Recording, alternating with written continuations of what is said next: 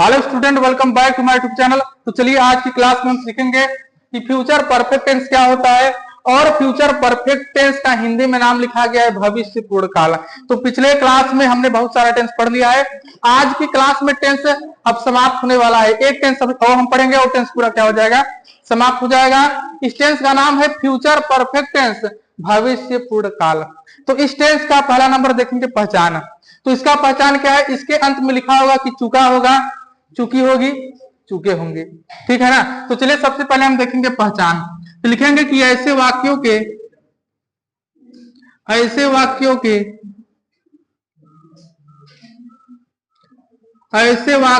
क्रिया के अंत में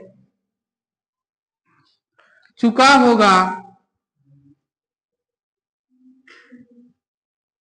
चुका होगा, चुकी होगी, चुकी होगी, चुके होंगे,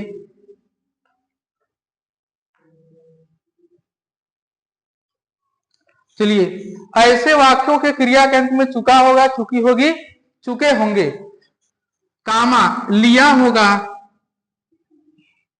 या दिया होगा।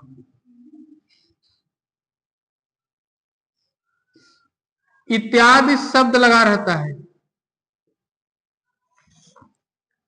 इत्यादि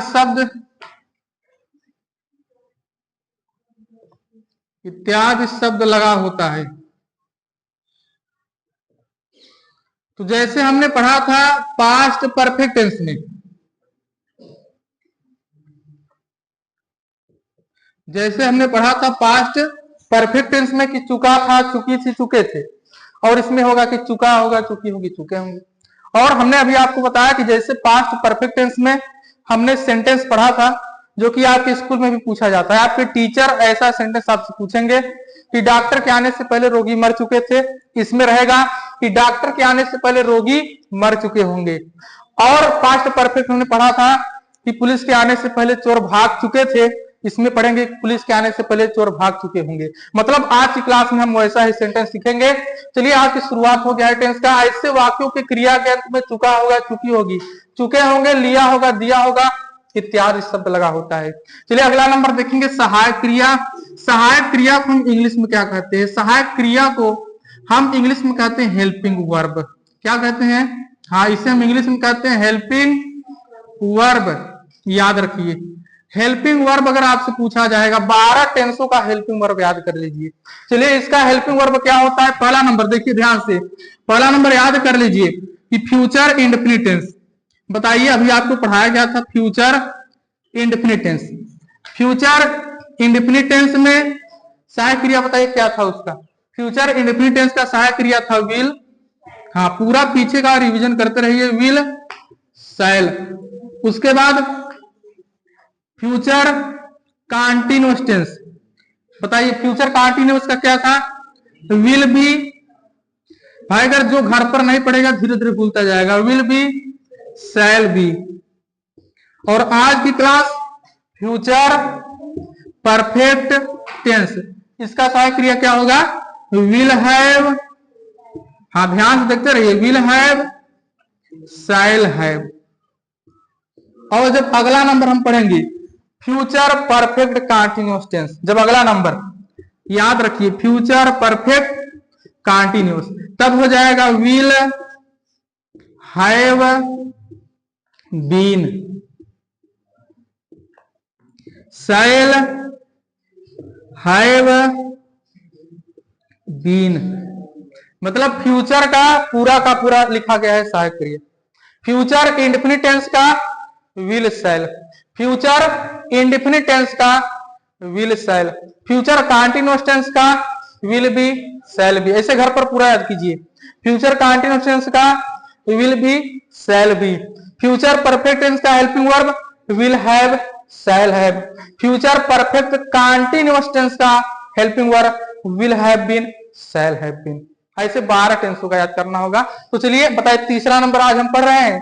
तो हेल्पिंग वर्ब क्या हो जाएगा? विल हैव, विल हैव, और दूसरा नंबर और शैल हैव, विल हैव और शैल हैव, हमारा क्या हो गया? Helping verb. अब बताए फ्यूचर के पूरे टेंस में, चारों में, पूरे के पूरे चारों टेंसों में अगर करता अगर रहता है जब आई और वी, जब आई और वी रहता है तो उसके साथ कौन सा हेल्पिंग लगता है वर्ब? हमेशा शैल वाला। जैसे shall, shall be, shall have been, हमेशा चारों टेंस में आई और वी के साथ कौन सा लगेगा? शैल वाला हेल्पिंग वर्ब लगेगा। ये बताया गया था। तो याद रखिए पहला नंबर कि करता आई और वी। आई का मतलब मैं, वी का मतलब हम। आई वी के साथ बताइए किसका प्रयोग होगा? Shall have. तीसरा नंबर हम आज पढ़ रहे हैं, आई वी के साथ शैल हैव का प्रयोग किया जाता है। शैल हैव का प्रयोग किया जाता है। इतना आपको याद रखना होगा कि कर्ता आई वी के साथ शैल हैव का प्रयोग किया जाएगा। और जो शेष कर्ता बचेगा, और पूरे का पूरा टेंस में ही नियम है, शेष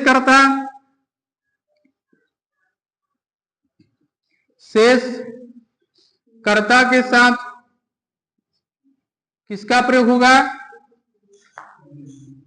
विल हैव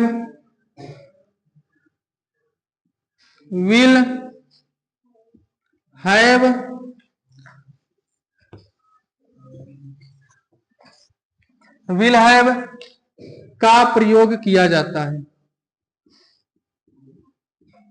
का प्रयोग किया जाता है। तो इतना आपको याद रखना होगा, शेष कर्ता के साथ विल हैव का प्रयोग किया जाता है। बाकी चाहे प्रेजेंट परफेक्ट हो, पास्ट परफेक्ट हो, फ्यूचर परफेक्ट हो, हमेशा वर्ब का थर्ड फॉर्म क्या लगता है? जैसे कंटीन्यूअस वाले में आईएनजी लगता है, वैसे हमेशा परफेक्ट वाले में, हाँ यहां पर लिख दीजिए, क्रिया की तीसरी अवस्था लिखी जाती है। क्रिया की तीसरी अवस्था, क्रिया की तीसरी अवस्था या तीसरा रूप कहिए, और इंग्लिश में कहते हैं इसे थर्ड फॉर्म।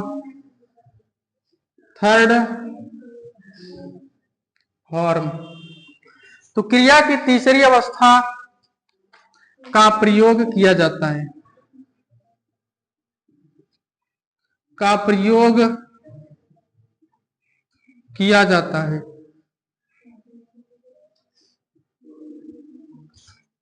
क्रिया की तीसरी अवस्था थर्ड फॉर्म का प्रयोग किया जाता है, इतना आपको याद रखना होगा।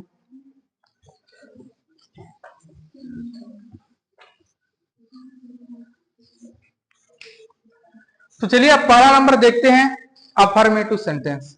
ठीक है ना? अफर्मेटिव, नेगेटिव, इंटरोगेटिव देखकर थोड़ा सा हम पहले छोटा छोटा सेंटेंस पढ़ेंगे। पहले छोटा छोटा सेंटेंस, जब छोटा छोटा हम सेंटेंस पढ़ लेंगे उसके बाद वही जिसमें 2 सेंटेंस होता है तब मिलाकर पढ़ेंगे। चलिए पहले हम छोटा छोटा सेंटेंस पढ़ेंगे। और पहला नंबर हमारा क्या दिया गया है? पहला नंबर दिया गया है कि वह स्कूल जा चुका होगा। वह स्कूल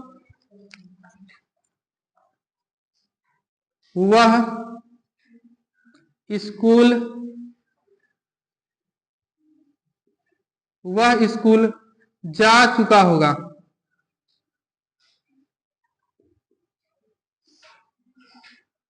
वह स्कूल जा चुका होगा।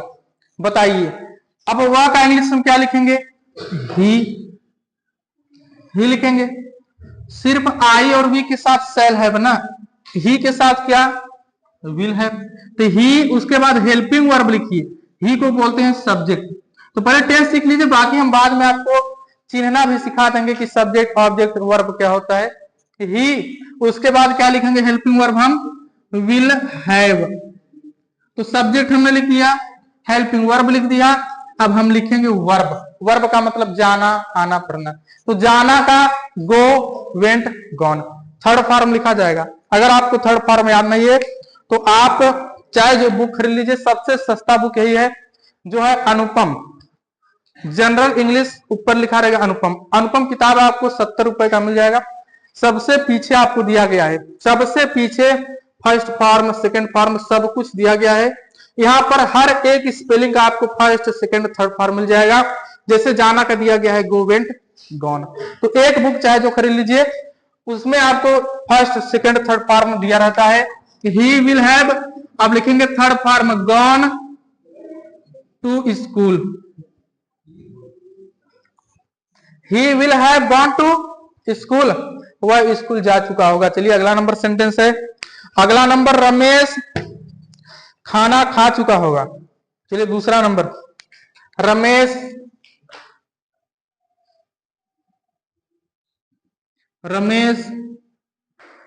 खाना खा चुका होगा।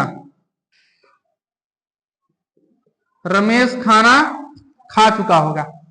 बताइए इसमें सब्जेक्ट क्या है? इसमें सब्जेक्ट है रमेश। क्या है? हाँ रमेश।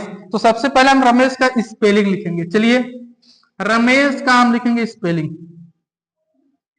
अब रमेश भी शेषकर्ता के अंतर्गत आएगा, और जो शेषकर्ता के अंतर्गत आता है वहां पर विल हैव का प्रयोग किया जाता है। चलिए रमेश विल हैव, अब चलिए वह खाना खा चुका होगा। तो खाना का फूड होता है, और जो काम है खाने वाला काम, उसका होता है ईट। ईट, एट, ईटेन। ईट, एट, ईटेन। लिखेंगे Ramesh will have eaten food.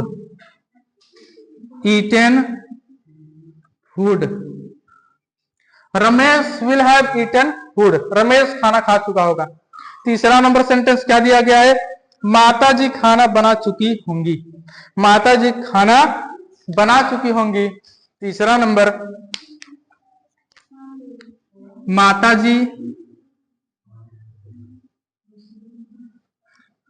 जी खाना बना चुकी होंगी। चलिए माता जी खाना बना चुकी होंगी। तो माता जी या पिताजी जब आ जाए तो हम लिखते हैं the father, the mother, the sister, the brother, ऐसे लिखते हैं। भाई बहन, माता पिता सबके सामने लगाते हैं द। लिखेंगे द मदर,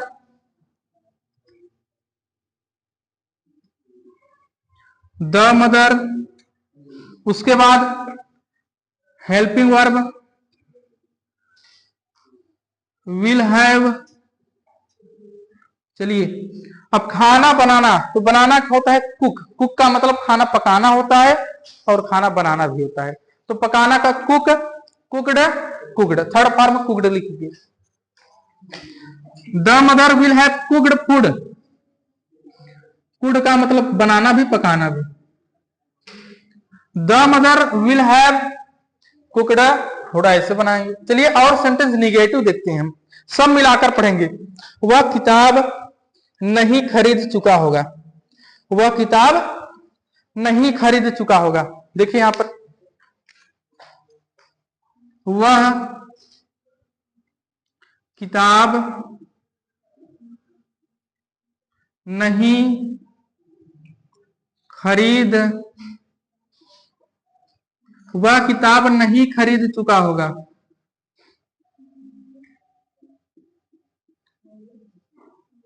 अब देखिए वह किताब नहीं खरीद चुका होगा। निगेटिव आ गया तो नहीं का अंग्रेजी क्या लिखिए? नॉट। बस ऐसे पूरा टेंशन करेंगे। चलिए वह का इंग्लिश सबसे पहले बनाएंगे। वह का इंग्लिश क्या लिखेंगे? ही। वह का इंग्लिश ही। बताइए शैल हैव का प्रयोग होगा कि विल हैव? शैल हैव का प्रयोग किया जाएगा कि विल हैव? Will have. तो ही विल हैव, लेकिन नहीं उसके बीच में लिखिए नॉट। ही विल हैव मत लिखिए, पहले नॉट लिखिए तब हैव। नॉट हमेशा सहायक क्रिया के बीच में लिखिए। ही विल नॉट हैव, खरीदना का बाई, यहां पर स्पेलिंग देखिए BUI, बाई माने खरीदना, बाई बाट, BOUGST, बाई बाट, बाट।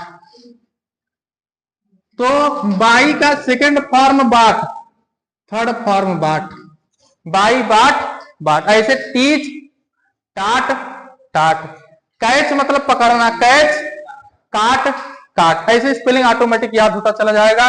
ही विल नॉट हैव बाट, बाट किताब का बुक, वह किताब नहीं खरीद चुका होगा। ही विल नॉट हैव बाट बुक। चलिए अगला नंबर सेंटेंस, अगला नंबर सेंटेंस, चपरासी घंटी नहीं बजा चुका होगा, चपरासी घंटी नहीं बजा चुका होगा।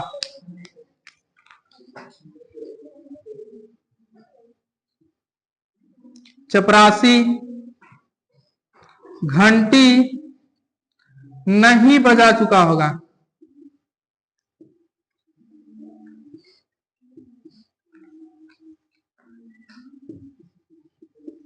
चलिए अब चपरासी को प्यून बोलते हैं, और जब चपरासी घंटी, अगर ये सब वाला आ गया है कि आपके सामने प्रश्न ट्रांसलेशन, तो चपरासी का इंग्लिश लिखिए द प्यून।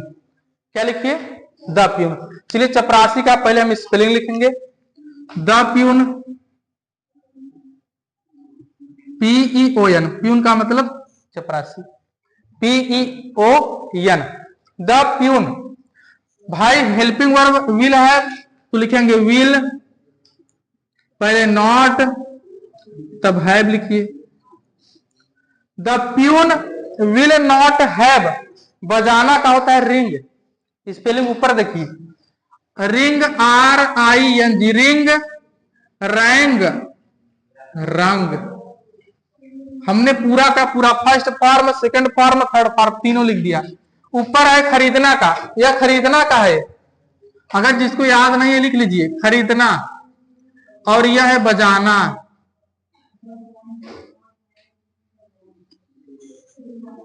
तो बजाना का होता है रिंग, रैंग, रंग। तो लिखेंगे the peon will not have, third form, रंग मतलब बजाना। अब क्या बजा रहा है? घंटी को कहेंगे द बिल, लिखेंगे द बिल। तो अगर जहां चपरासी घंटी बजाना, अगर ये सब आ जाए तो हम चपरासी का लिखेंगे द प्यून, और घंटी के सामने भी लिखेंगे द बिल। सेंटेंस याद कर लीजिए, the peon will not have रंग द बिल। एक सेंटेंस और देखिए, अगला नंबर सेंटेंस है, हम सोमवार तक वापस नहीं आ चुकेंगे। हम सोमवार तक,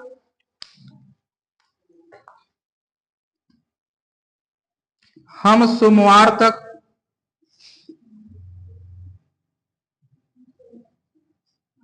हम सोमवार तक नहीं आ चुकेंगे।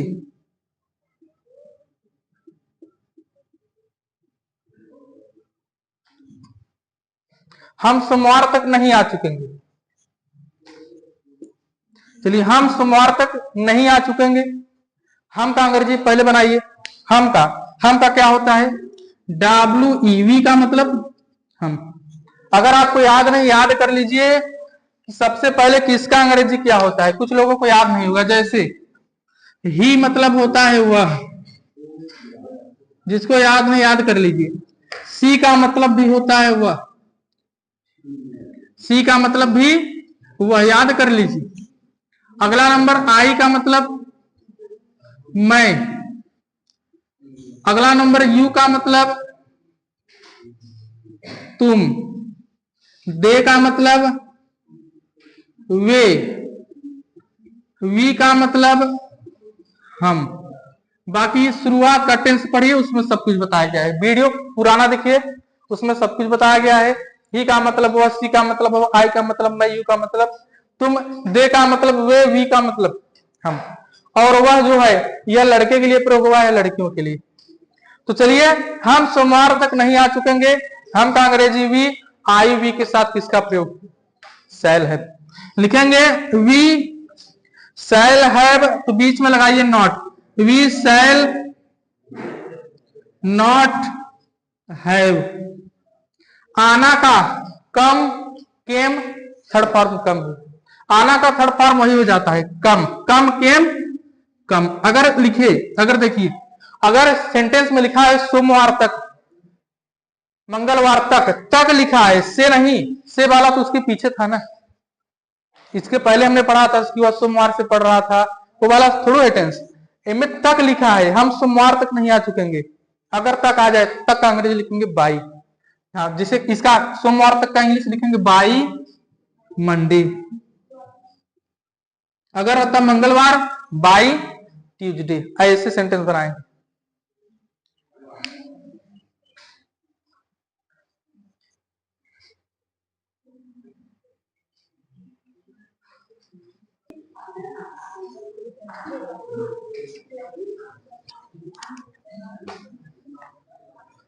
चलिए पहला नंबर सेंटेंस, शुभम पहला नंबर। हाँ चलिए पहले नंबर का ट्रांसलेशन देखिए, रमेश यह फिल्म देख चुका होगा। चलिए पहले नंबर का ट्रांसलेशन देखिए, देखिए आपका कितना सही है। रमेश यह फिल्म देख चुका होगा। सबसे पहले हम बनाएंगे ट्रांसलेशन और स्पेलिंग। सबसे पहले हम किसका लिखेंगे, रमेश का लिखेंगे। रमेश, हेल्पिंग वर्ब किसका प्रयोग करेंगे, विल हैव, आई और वी के साथ शैल हैव। तो रमेश विल हैव, चलिए मिलाते जाइए, देखते रहिए आपका कितना सही है कितना गलत। Ramesh will have. अब चलिए देखना का हमने कहा, अगर आप फिल्म देख रहे हैं मूवी, तो वहां पर देखना का अंग्रेजी वॉच। अगर आप लाल किला देख रहे हैं, ताजमहल देख रहे हैं, कुतुब मीनार, सी। बाकी अगर वैसे ही किताब में लिखा हो देखना तो लुक।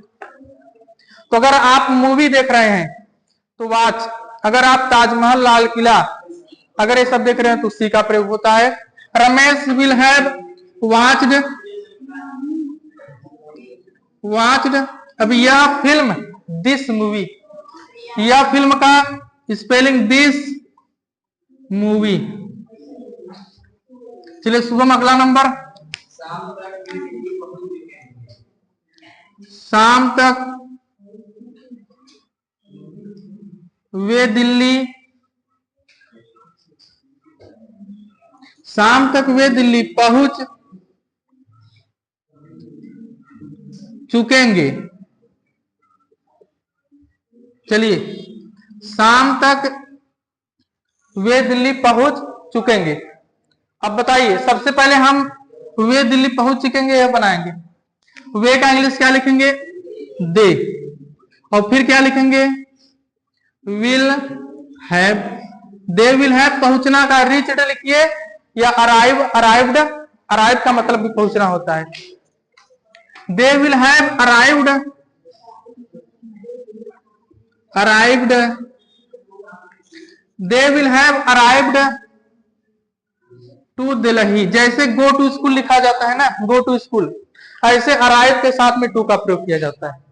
अराइव के साथ में भी टू का प्रयोग किया, जैसे go to school. They will have arrived to Delhi, Delhi का लिखेंगे दिल्ली। अब शाम तक, बाई इवनिंग, बाई इवनिंग। बहुत लोग बाई इवनिंग, बाई के स्थान पर तक का अंग्रेजी, ध्यान रखिए, बहुत लोग तक का अंग्रेजी लिखते हैं टिल इवनिंग, TILL, यह भी सही माना जाएगा। They will have arrived to Delhi by evening या टिल इवनिंग। टिल का मतलब भी तक होता है। चलिए अगला नंबर सेंटेंस, तीसरा नंबर, रामू अपना मकान, अपना मकान नहीं, रामू अपना मकान नहीं बेच चुका होगा, नहीं बेच चुका होगा।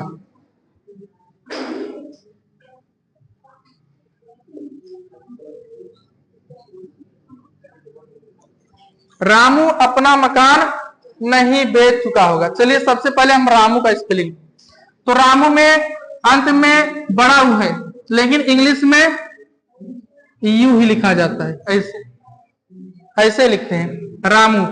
इसका तो डबल होता है, बाकी बहुत लोग ऐसे क्या लिखते हैं, यू, रामू। अब लिखेंगे will not have, Ramu will not have, नहीं है ना, नहीं की English not, Ramu will not have. भाई बेचना की इंग्लिश क्या होता है, सेल, सोल्ड, सोल्ड लिखेंगे sold. Ramu will not have sold अपना मकान, हिज मतलब अपना, मकान मतलब घर, लिख दीजिए house. Ramu will not have sold his house. चलिए अगला नंबर 4 नंबर सेंटेंस, अध्यापक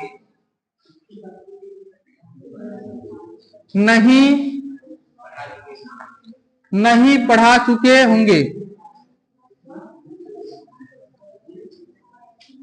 चलिए यहां पर देखिए, अध्यापक नहीं पढ़ा चुके होंगे, चाहे यहां पर अगर जो लिखेगा द टीचर्स तब भी लगेगा विल हैव, द टीचर लिखेगा तब भी अगर आप टीचर्स लिखेंगे तब भी सही माना जाएगा, टीचर लिखेंगे तब भी सही माना।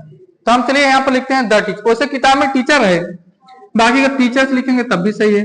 अध्यापक नहीं पढ़ा चुके होंगे, अगर आप टीचर्स लिखेंगे तब भी सही माना जाएगा, टीचर लिखेंगे तब भी। द टीचर सहायक क्रिया क्या है, विल हैव, तो लिखेंगे विल नॉट तब है। पढ़ाना का क्या होता है, टीच, टीच, और third form second form same, टाट, TAUGHT। धीरे धीरे स्पेलिंग याद हो जाएगा। The teacher will not have टाट, अध्यापक नहीं पढ़ा चुके होंगे। 5 नंबर सेंटेंस,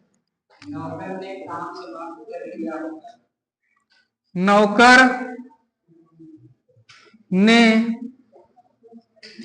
काम समाप्त कर लिया होगा।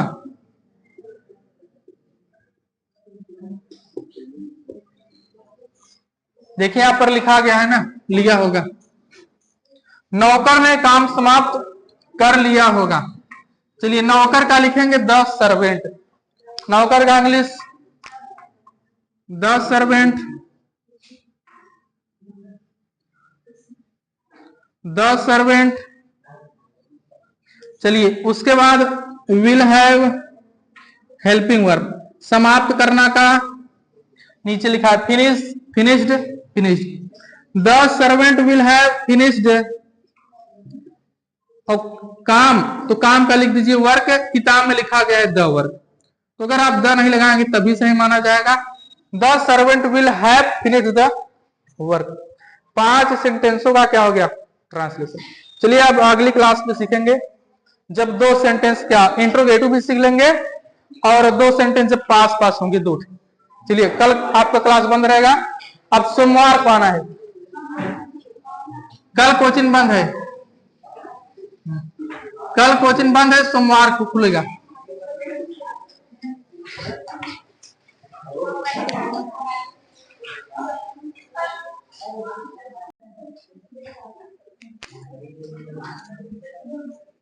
चलिए फ्यूचर परफेक्ट टेंस, तो फ्यूचर परफेक्ट टेंस में हमने देख लिया था कि पहचान क्या होता है। तो फ्यूचर परफेक्ट टेंस का पहचान होता है कि ऐसे वाक्यों के क्रिया के अंत में चुका होगा, चुकी होगी, चुके होंगे, हमने पूरा देख लिया।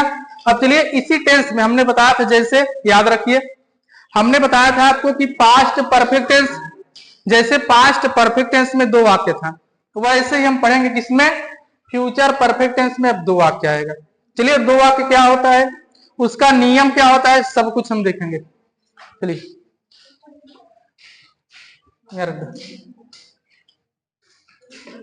तो चलिए फ्यूचर परफेक्ट टेंस में 2 वाक्य कैसे आता है और उसका नियम क्या होता है, हम सब कुछ देखेंगे। तो चलिए हम यहां से लिखते हैं, याद रखिए, यहां से देखिए, यदि, चलिए यहां से लिखिए, यदि फ्यूचर,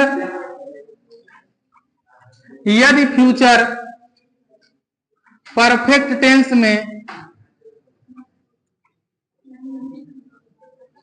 यदि फ्यूचर परफेक्ट टेंस में दो वाक्य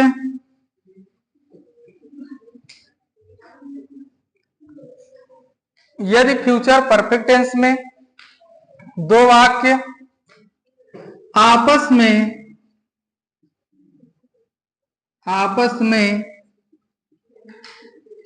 पहले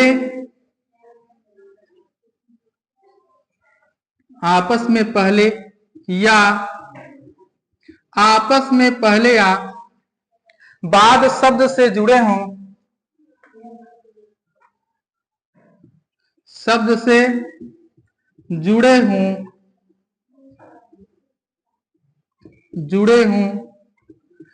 तो पहले की अंग्रेजी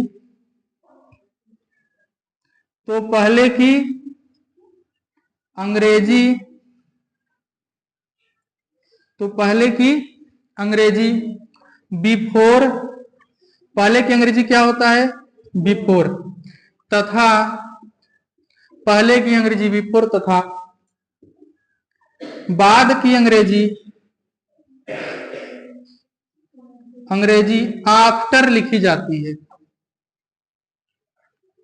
आफ्टर लिखी जाती है।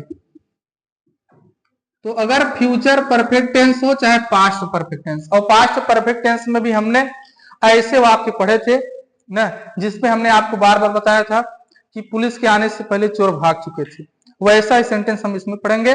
अगर पहले याद रखिए, पहले का अंग्रेजी हम क्या लिखते हैं? पहले का अंग्रेजी हम बिफोर लिखते हैं, और बाद शब्द जो लिखा गया है इसका अंग्रेजी हम आफ्टर लिखते हैं। तो सब कुछ यही लिखा गया है। यदि फ्यूचर परफेक्ट टेंस में दो वाक्य आपस में पहले या बाद शब्द से जुड़े हो तो पहले की अंग्रेजी बिफोर तथा बाद की अंग्रेजी आफ्टर लिखी जाती है। आफ्टर लिखी जाती है, याद रखिए, लिखी जाती है। और आगे नियम क्या है? जो वाक्य या जिस वाक्य का कार्य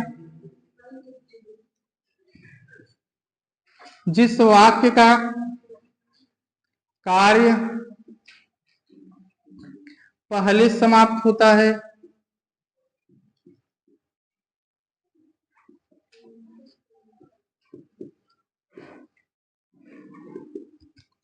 जिस वाक्य का कार्य पहले समाप्त होता है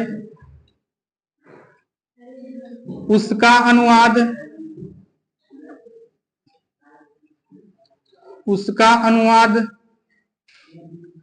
फ्यूचर परफेक्ट टेंस, उसका अनुवाद फ्यूचर परफेक्ट टेंस तथा जिस वाक्य का, यह सब नियम है आपको याद रखना होगा, तथा जिस वाक्य का कार्य बाद में समाप्त होता है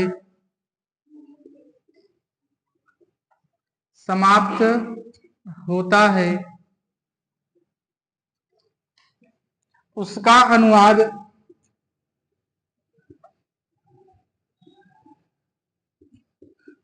अनुवाद प्रेजेंट इंडेफिनिट टेंस में किया जाता है।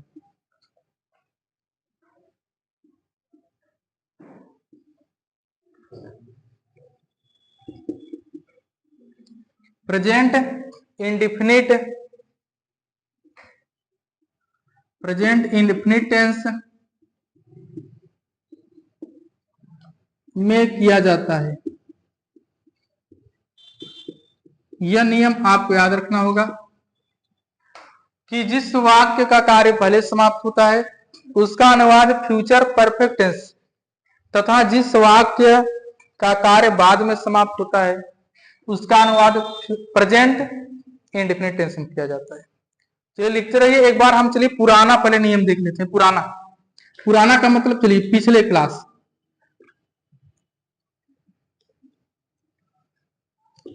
चलिए पिछली क्लास हम देखते हैं। पिछली क्लास में जब हम पढ़ रहे थे पास्ट परफेक्ट टेंस, जब हम पढ़ रहे थे पास्ट परफेक्ट टेंस, तो पास्ट परफेक्ट टेंस में नियम क्या था? जैसे पहले हम वाक्य लिखते हैं, क्या वाक्य लिखेंगे? जैसे कि पुलिस के आने से पहले, पुलिस के आने के पहले चोर भाग चुके थे, चोर भाग चुके थे। यह समझना है, लिखना नहीं है। तो पिछली क्लास में हमने पढ़ा था पास्ट परफेक्ट टेंस में जैसे कि पुलिस के आने के पहले चोर भाग चुके थे। अब देखिए इसमें कौन सा कार्य पहले हुआ है? तो पुलिस के आने से पहले चोर भाग चुके थे, मतलब पुलिस अभी तक आया नहीं है, चोर क्या हो गए हैं? भाग गए हैं। तो चोर भाग चुके थे, यह सबसे पहले हुआ है। तो पिछली क्लास में अर्थात पास्ट परफेक्ट टेंस में जो कार्य सबसे पहले होता था उसे हम हल करते थे पास्ट परफेक्ट टेंस में, और जो बचा, जो बाद में कार्य हुआ, इसे हल करेंगे पास्ट इंडेफिनिट टेंस में। ये हम किसका बात कर रहे हैं? पिछली क्लास का, पिछली क्लास में। लेकिन अब इसमें क्या है? इसमें फ्यूचर वाले में जो कार्य पहले होगा उसे हल करेंगे फ्यूचर परफेक्ट में, और जो बाद हो रहा है उसे हम हल किस में करेंगे? प्रेजेंट इंडेफिनिट में। यहां पर देखिए पिछली क्लास में जब हम आपको पढ़ाए थे पास्ट परफेक्ट टेंस, तो पास्ट परफेक्ट टेंस में जो कार्य पहले हुआ था यह कार्य, उसे हम किस में हल करते थे? पास्ट परफेक्ट टेंस में, और जो बाद में होता था उसे पास्ट इंडेफिनिट में। यह लिखा गया है पास्ट इंडेफिनिट में हम। अब लेकिन इसमें क्या है? इसमें फ्यूचर परफेक्ट में जो पहले होगा उसे फ्यूचर परफेक्ट में, और जो बाद में होगा उसे प्रेजेंट इंडेफिनिट में। तो यह नियम पिछली क्लास में जो पढ़े थे वह दूसरा था और यह दूसरा है। चलिए देखिए इसमें एग्जाम्पल, तब जाकर आपको समझ आएगा। चलिए पहला नंबर एग्जाम्पल,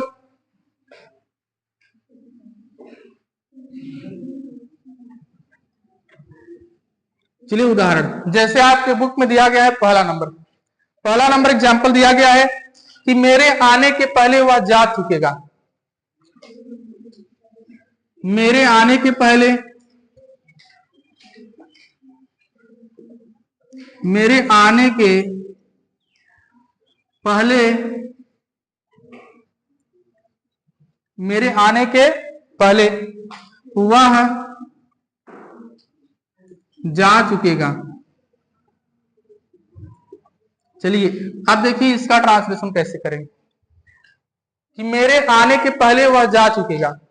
तो बताइए इसमें याद रखिए, अगर आप समझ नहीं पा रहे हैं कि कौन सा कार्य पहले होता है कौन सा बाद में, याद रखिए अगर पहले लिखा गया है तो इस तरफ का जो होगा सेंटेंस, अगर पहले बीच में है, जो इस तरफ का सेंटेंस होता है, इस तरफ का, उसे हम हल करेंगे फ्यूचर परफेक्ट टेंस, और जो इस तरफ का होगा प्रेजेंट इंडेफिनिट टेंस। अगर बीच में लिखा गया है बाद शब्द, इधर का जो होगा उल्टा। अब इधर प्रेजेंट इंडेफिनिट, याद कर लीजिए, और जो इधर का होगा future perfect tense, future perfect tense. चलिए इतना याद रखिए। अब देखिए मेरे आने के पहले वह जा चुकेगा, यहां पर बीच में क्या लिखा गया है? पहले। तो ऊपर जो लिखा गया याद कर लीजिए, अगर बीच में पहले आ जाए, देखिए पहले, तो इस तरफ का वाक्य किसमें हल करेंगे? Future perfect tense. और हमने आपको इसके पिछली भी क्लास में पढ़ाया था, जो इस तरफ का है इसका अनुवाद सबसे पहले बनाना है। लिखा तो इस तरफ से गया है, हमने कलम से इस तरफ से लिखा ना कि मेरे आने के पहले, लेकिन ट्रांसलेशन इस तरफ से होगा। बताइए जो इस तरफ है किसमें हल होगा? फ्यूचर परफेक्ट टेंस में। चलिए वह जा चुकेगा, वह का इंग्लिश हम लिखेंगे ही, और फ्यूचर परफेक्ट टेंस में सहायक क्रिया विल हैव, शैल हैव। ही के साथ लिखेंगे ही विल हैव, और फ्यूचर परफेक्ट टेंस में लगाते हैं वर्ब का थर्ड फॉर्म। तो हमने सब कुछ पढ़ाया था, अगर आप घर पर रिवीजन नहीं करेंगे भूल जाएंगे। ही विल हैव, जाना का गो वेंट गॉन, तो लिखेंगे गॉन, गो वेंट। अब पहले का अंग्रेजी क्या लिखेंगे, बिफोर, बिफोर। अब देखिए मेरे आने के, तो इस तरफ को हल करेंगे प्रेजेंट इंडेफिनिट में। मेरे का मतलब आई, और प्रेजेंट इंडेफिनिट में आना का अंग्रेजी कम। अगर बहुवचन होता है तो यस या यस नहीं लगाते हैं। प्रेजेंट इंडेफिनिट में जब एक वचन करता होता है तब क्या लगाते हैं, यस या यस। अगर आपको पूरा समझ नहीं आ रहा है तो क्या करिए, आप टेंस शुरुआत से, पूरे शुरुआत से, मतलब प्रेजेंट इंडेफिनिट टेंस से पूरा एक तरफ से वीडियो देखिए। जब तक आप शुरू से वीडियो नहीं देखेंगे आपको समझ नहीं आएगा। चलिए उसके बाद दूसरा नंबर सेंटेंस, दूसरा नंबर है कि पिताजी के जाने के पहले,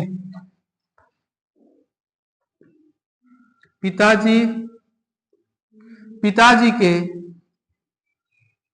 जाने के पहले, पिताजी के जाने के पहले माताजी खाना बना चुकेंगी, माताजी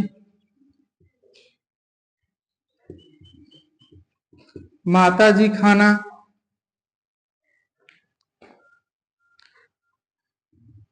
बना चुकेंगी।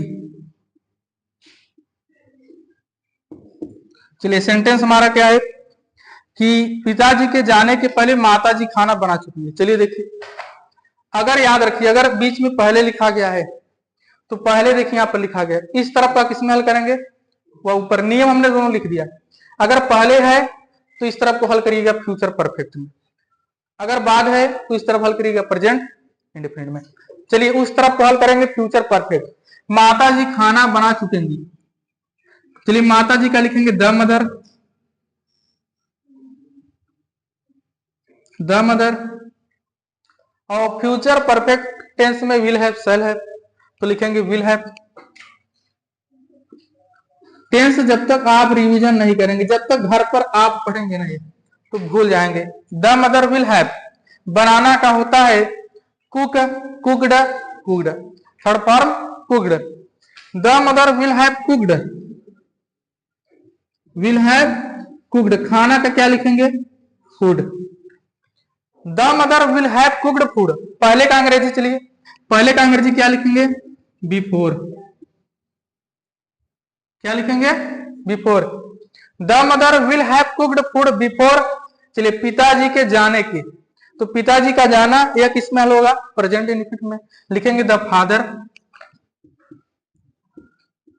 और जाना का तो प्रेजेंट इंडेफिनिट में अगर कर्ता एक वचन है तो क्रिया में यस या यस, तो पिताजी एक वचन होता है तो जाना का अंग्रेजी गो, गो में जोड़िए यस, द फादर गोज। ऐसे भाई प्रेजेंट इंडेफिनिट में यस या यस लगता है, याद रखिए। चलिए लिखिए, उसके बाद देखते हैं हम और बहुत सारा सेंटेंस।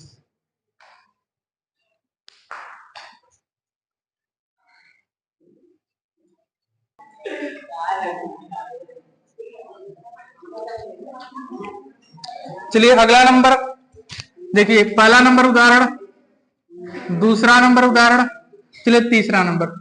तीसरा नंबर, सूर्य निकलने के पहले, सूर्य निकलने के,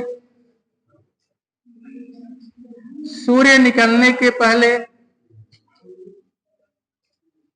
सूर्य निकलने के पहले मैं स्नान कर चुकूंगा, मैं स्नान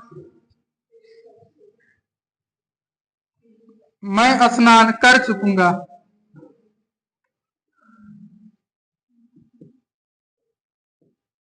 चलिए तीसरा नंबर सेंटेंस कि सूर्य निकलने के पहले मैं स्नान कर चुकूंगा, तो याद कर लीजिए अंत में गा गी लिखा गया है, इसका मतलब फ्यूचर टेंस है।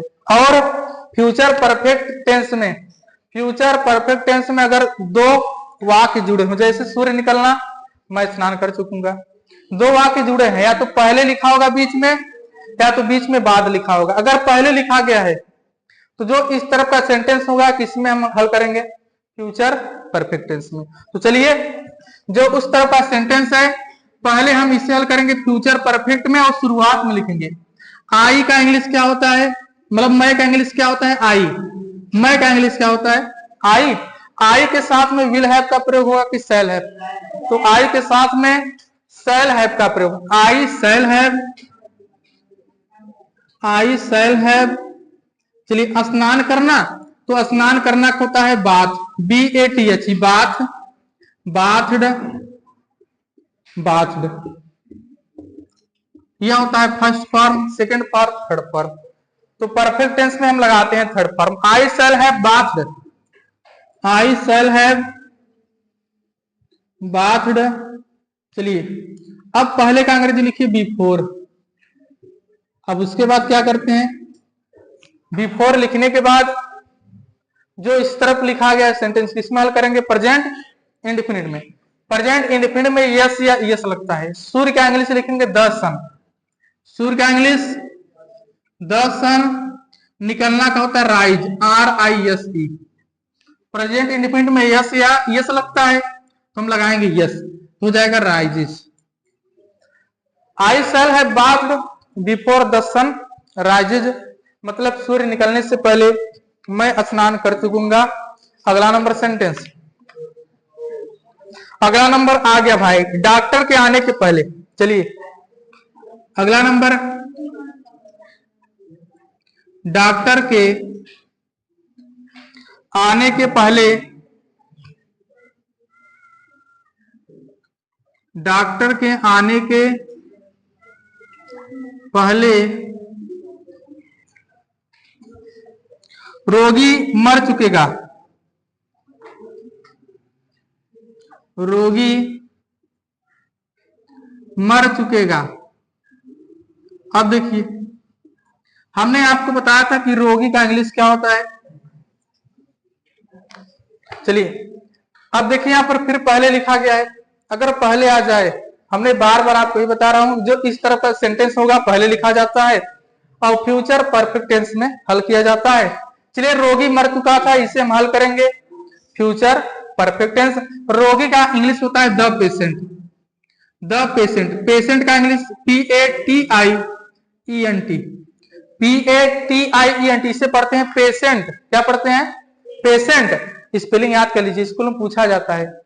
PATIENT, पेशेंट का मतलब रोगी। द पेशेंट हल करेंगे फ्यूचर परफेक्ट में, फ्यूचर परफेक्ट में will have, the patient will have. भाई मरना का क्या होता है, डाई, डाई मतलब मरना, तो डाई, डाइड, डाइड। तो थर्ड फॉर्म लिखेंगे died, the patient will have died. चलिए पहले का इंग्लिश बिफोर, पहले का इंग्लिश बिफोर।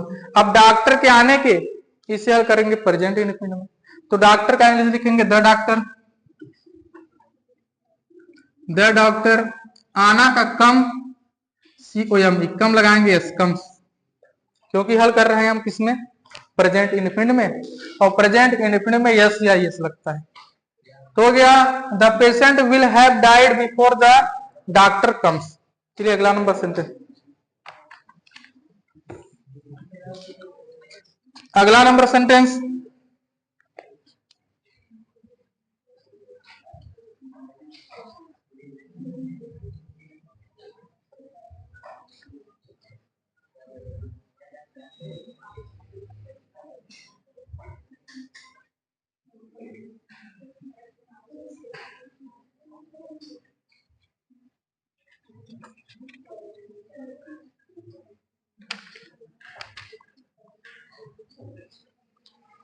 अब आपके किताब में निगेटिव सेंटेंस दिया गया है, निगेटिव रहेगा तो निगेटिव नहीं का इंग्लिश क्या लिखेंगे, नॉट।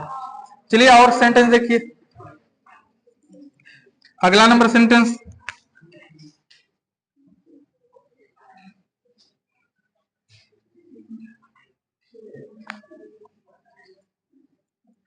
चलिए सूर्य निकलने के बाद,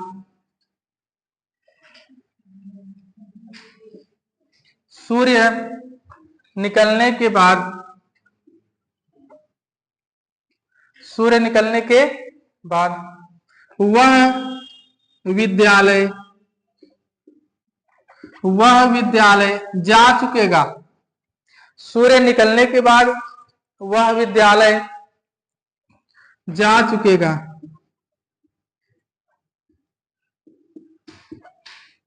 चलिए, अब बीच में आया है बाद शब्द। इसके पहले आया था।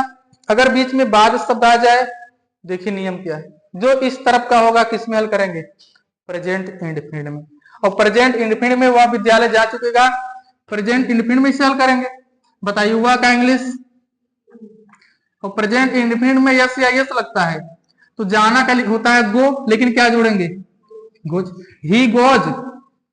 ही goes to school, he goes to school. अब चलिए, पहले का अंग्रेजी तो बिफोर, लेकिन बाद का अंग्रेजी होता है आफ्टर। आफ्टर का मतलब बाद। अब चलिए सूर्य के निकलने, तो सूर्य का निकलना देखिए यहां पर, इसे हल करेंगे फ्यूचर परफेक्ट में। तो सूर्य का इंग्लिश लिखेंगे द सन। क्या लिखेंगे? The sun. और फ्यूचर परफेक्ट में सहायक क्रिया will have, the sun will have. निकलना का होता है राइज, रोज, राइजन या रीजन। तो राइज, रोज, राइजन। यहां पर देखिए निकलना, सूर्य निकलना का इंग्लिश होता है राइज, RISE। इसका मतलब सूर्य जब निकलता है, सूर्य जब उदय होता है, तो उसका इंग्लिश होता है राइज, रोज, राइजन।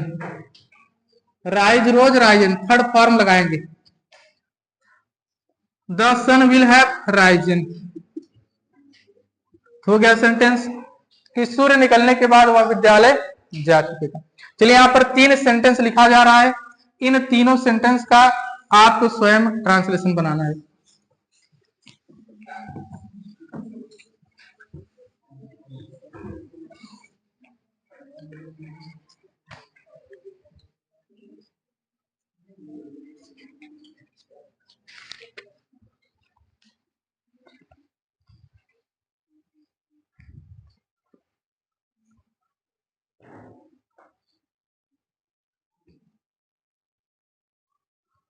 पहला नंबर आपको स्वयं बनाना है।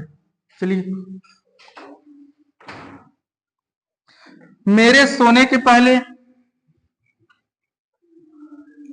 मेरे सोने के पहले, मेरे सोने के पहले वह खाना खा चुकेगा, वह खाना खा चुकेगा। चलिए, स्वयं बनाना है। दूसरा नंबर,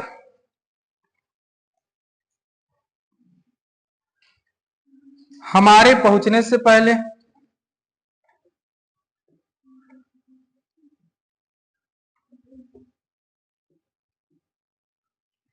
हमारे पहुंचने से पहले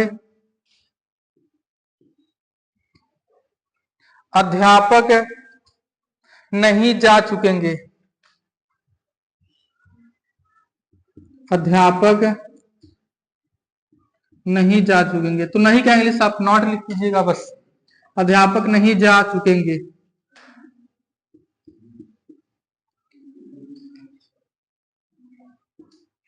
दूसरा नंबर हो गया। तीसरा नंबर,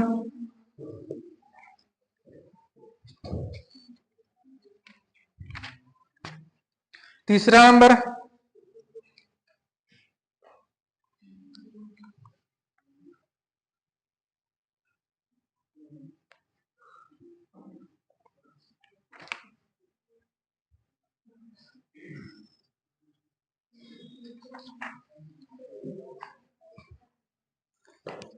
बरसात होने से पहले, बरसात होने से पहले, बरसात होने से पहले हम घर नहीं पहुंच चुकेंगे, हम घर नहीं पहुंच चुकेंगे।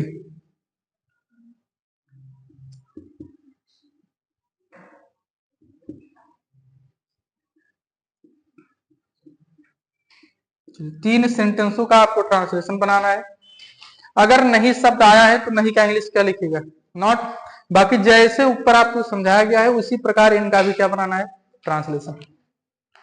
चलिए, सोना, मेरे सोने के पहले, तो सोने का इंग्लिश क्या होता है, स्लीप। स्लीप होता है।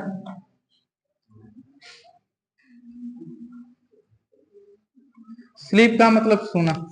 अगर आपको अगर इसका सेकंड फॉर्म स्लीप स्लेप्ट अगर आवश्यकता पड़ेगा तब, स्लीप स्लेप्ट स्लेप्ट अगर आवश्यकता पड़ेगा तो first form second form third form में सब कुछ लिखा गया है। खाना खा चुकेगा, जो खाना होता है, एक खाना का फूड होता है और एक खाना जो काम है उसका होता है ईट। एक खाना जो फूड होता है, जो काम वाला खाना है ईट, एट, ईटन अगर आवश्यकता पड़ेगा फर्स्ट सेकंड थर्ड फॉर्म लिखा गया है। अगला नंबर पहुंचना का होता है रीच। पहुंचना, पहुंचना का होता है reach, REACH, reach, reached, reached अगर आवश्यकता पड़ेगा तो reached, reached second form third form. और हमने आपको बताया था अगर जहां पर बरसात होना लिखा है तो बरसात होना का, बरसात होना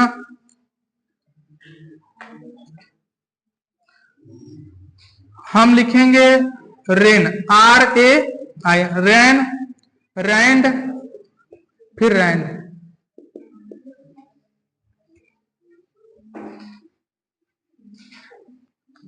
और लेकिन बरसात अगर जहां पर होता है, आपको बताया गया वहां पर सब्जेक्ट क्या लगता है, ईट, क्या लगता है। हाँ, चलिए इतना बनाए, अगर नहीं आएगा मैं खुद बताऊंगा।